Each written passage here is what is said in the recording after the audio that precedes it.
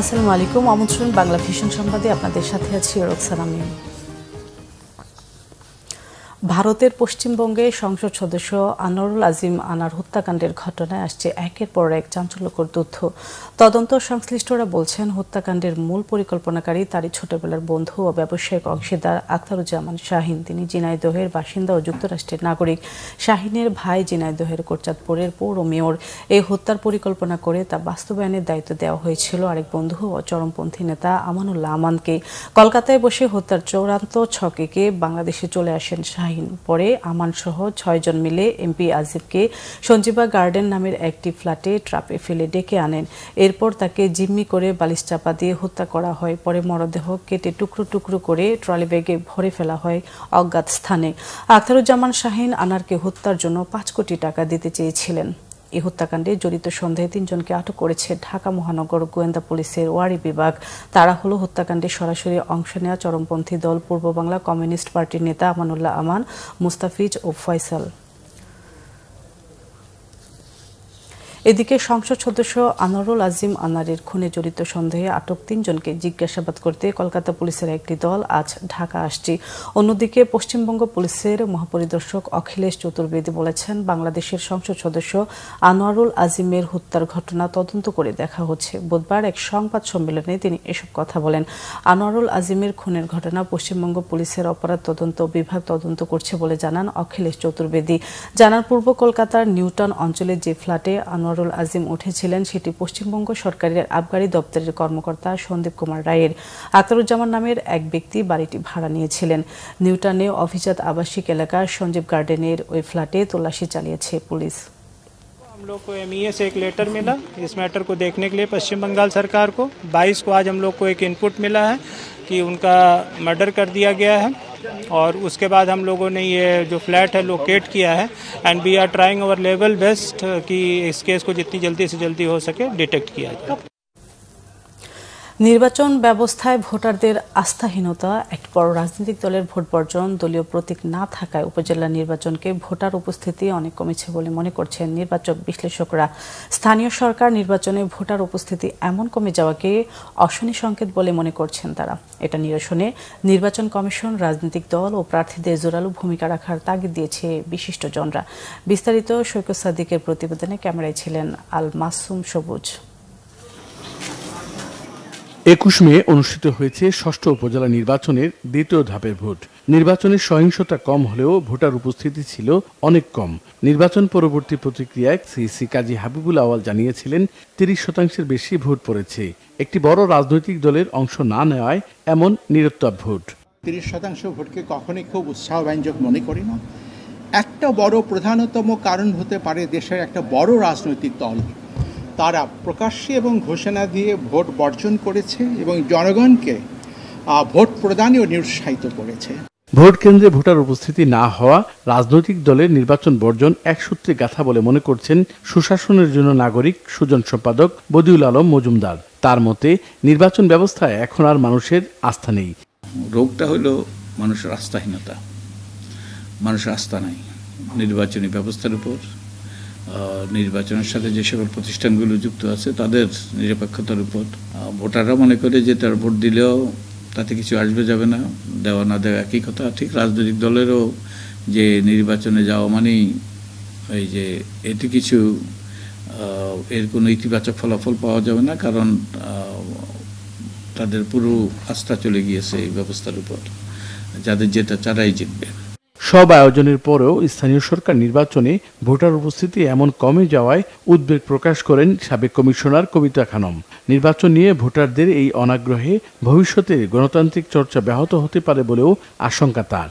Voter উপস্থিতি এটা কিন্তু মুখ্য বিষয়। ভোটার হচ্ছে প্রার্থী চুজ করবে, প্রার্থীকে যে নির্বাচিত হয়ে আসবে সে ভোটারের সমর্থনেই কিন্তু আসবে। তো ভোটারের উপস্থিতি যদি না থাকে তাহলে প্রার্থী নির্বাচনটা যে মানে আমরা করা হচ্ছে সেটা যে কতটা মানে আমি বলবো যে সুষ্ঠু হচ্ছে সেটা একটা প্রশ্ন থেকে যায়। আমাদের জন্য আশঙ্কার একটা বিষয়। আমরা ভবিষ্যতে যদি এইভাবে হ্রাস পেতে থাকে তাহলে তো ভোটারের একটা নির্বাচনের যে একটা উদ্দেশ্য, যে প্রার্থী বাছাইয়ের মাধ্যমে যোগ্য প্রার্থীকে যোগ্য জায়গায় বসানোর যে একটা নির্বাচনের মাধ্যমে যেটা হয়ে থাকে গণতান্ত্রিক যে চর্চা, সেটা থেকে মনে হয় আমরা একটু পিছিয়ে যাচ্ছি। নির্বাচন বিশ্লেষকদের মতে ভোটার উপস্থিতি বাড়াতে হলে রাজনৈতিক দল প্রার্থীদের ভূমিকা রাখার পাশাপাশি নির্বাচন কমিশন, প্রশাসন, আইনশৃঙ্খলা বাহিনীকে নিরপেক্ষতার সঙ্গে দায়িত্ব পালন করতে হবে।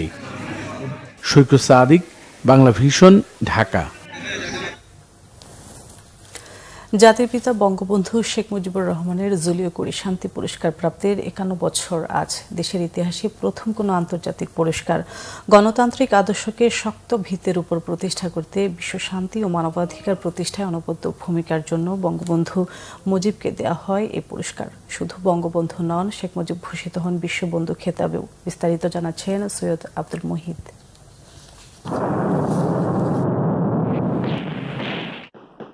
দীর্ঘ পথ পেরিয়ে বঙ্গবন্ধুর দৃঢ় নেতৃত্বে ৭১ অর্জিত হয় স্বাধীনতা। যুদ্ধ পরবর্তী বিপর্যস্ত দেশ পুনর্গঠন, লাল সবুজ পতাকার মর্যাদা সমুন্নত রাখতে শেখ মুজিবের শুরু হয় নতুন সংগ্রাম। অল্প সময়ের মধ্যে বঙ্গবন্ধুর সততা, নিষ্ঠা, দেশ ও মানুষের প্রতি ভালোবাসা, গণতান্ত্রিক অসাম্প্রদায়িক আদর্শ দৃষ্টি কাড়ে পুরো বিশ্বের। শুধু দেশ নয়, বিশ্ব শান্তি প্রতিষ্ঠাতেও বঙ্গবন্ধুর অবদান নজর কাড়ে বিশ্ব নেতাদের। ১৯৭২ সালে ১০ অক্টোবর চিলির রাজধানী সান্তিয়াগোতে ১৪০ দেশের ২০০ জনের প্রতিনিধি সভায় সিদ্ধান্ত হয় বাংলাদেশের জাতির পিতাকে দেয়া হবে জুলিও কুরি শান্তি পদক। বিশ্ব শান্তিতে অবদানের স্বীকৃতি হিসাবে দেয়া হবে এই পদক। ভারতের জওহরলাল নেহরু, কিউবার ফিদেল কাস্ত্রো, ফিলিস্তিনের ইয়াসির আরাফাত, ভিয়েতনামের হো চিন মিন, দক্ষিণ আফ্রিকার নেলসন ম্যান্ডেলা, কবি ও রাজনীতিবিদ Pablo Neruda, Martin Luther king সহ বিশ্ববরেণ্য ব্যক্তিরা পেয়েছেন এই পুরস্কার। এর ধারাবাহিকতায় ৭৩-এর মে মাসে ঢাকায় বিশ্ব শান্তি পরিষদের আন্তর্জাতিক সম্মেলনে বঙ্গবন্ধুর হাতে তুলে দেওয়া হয় জুলিও কুরি পুরস্কার। এই সম্মান কোনো ব্যক্তি বিশেষের জন্য নয়, এই সম্মান বাংলাদেশের স্বাধীনতা সংগ্রামে আত্মদানকারী শহীদদের, স্বাধীনতা সংগ্রামের বীর সেনানীদের। জুলিও কুরি শান্তি পদক সমগ্র বাঙালি জাতি। সেদিন থেকে বঙ্গবন্ধু আন্তর্জাতিক পরিমণ্ডলে স্বীকৃত বিশ্ববন্ধু শেখ মুজিব হিসাবে। এই শান্তি পুরস্কার প্রাপ্তি নব্য স্বাধীন দেশকে বিশ্বসভায় এগিয়ে নেওয়ার পথ আরও সহজ করে দেয়। পদকটা দেওয়া হয় তখন রমেশবাবু বলেছিলেন যে তিনি বঙ্গবন্ধু নন, তিনি বিশ্ববন্ধু। বিশ্ব নেতৃবৃন্দ এটাকে স্বাগত জানিয়েছিল এবং তখনকার যতগুলি বিশ্বের সম্মেলন যেখানেই হোক, সে জাতিসংঘ থেকে শুরু করে প্রত্যেকটি জায়গায় কিন্তু বঙ্গবন্ধু একটা বিশেষ সম্মান পেতেন যখন যেখানে তিনি যেতেন। তার কারণ এটা লক্ষণীয় যে সর্বপ্রথম তিনি যখন জাতিসংঘে যান, তিনি যে বাংলায় বক্তৃতা দেন, জাতিসংঘ ভাষা তো বাংলা না, তারপর তো he was allowed to speak in Bengali. অর্থাৎ তার এই যে মর্যাদা, তার প্রতি যে সম্মান, এটা সেখানেও প্রমাণিত হয়েছে। বঙ্গবন্ধুর আদর্শকে বুকে ধারণ করেই বাংলাদেশ এগিয়ে যাবে আরো বহুদূর, মাথা উঁচু করে দাঁড়াবে বিশ্ব মানচিত্রে। সৈয়দ আব্দুল মুহিত, বাংলা ভিশন, ঢাকা।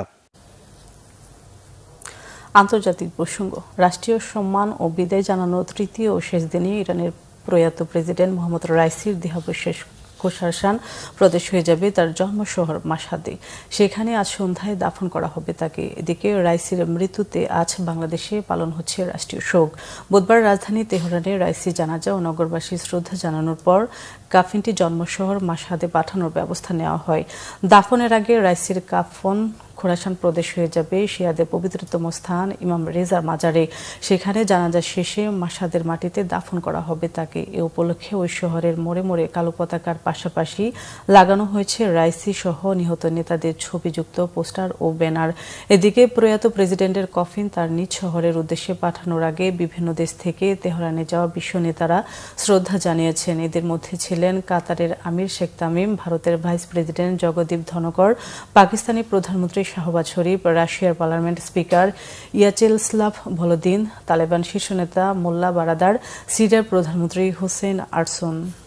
আগামী ৪ জুলাই যুক্তরাষ্ট্রে আগাম সাধারণ নির্বাচনের ঘোষণা দিয়েছেন ব্রিটিশ প্রধানমন্ত্রী ঋষি সুনাক। প্রতিশ্রুতি দিয়েছেন টানা পঞ্চমবারের মতো কনজারভেটিভ দলকে ক্ষমতায় আনতে চেষ্টা করবেন সর্বোচ্চ। ধারণা করা হচ্ছিল অক্টোবর বা নভেম্বর হতে পারে যুক্তরাজ্যের সাধারণ নির্বাচন। বুধবার বৃষ্টিস্নাত দিনে 10 ডাউটিং স্টিং থেকে প্রধানমন্ত্রী সুনাককে ঘোষণা উত্তাপ ছড়ায় রাজনৈতিক অঙ্গনে।